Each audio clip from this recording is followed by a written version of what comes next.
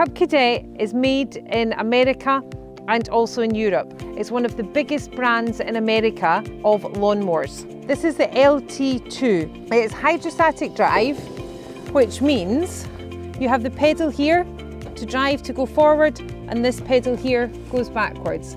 So it's a very easy to use tractor with the hydrostatic drive. 36-inch cutting deck with the deck wheels, which helps it from not scalping on the grass. You've got 5 heights of cuts here, which means that you can leave your grass quite long.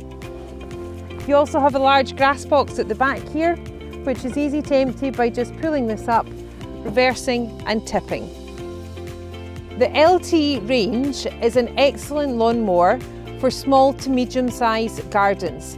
It has the ability to collect from the grass box, and also you can mulch with it. So you can get a mulch plug, put it in the back of it, and it means that you'll just leave the grass on the garden. Mulching is very good because it puts the goodness back into the grass and you don't have to worry about what to do with your grass collection. So the LT range starts off from 30-inch tractors going up to 38-inch tractors. They'll cut anything from 2,500 square metres up to 4,000 square metres of grass.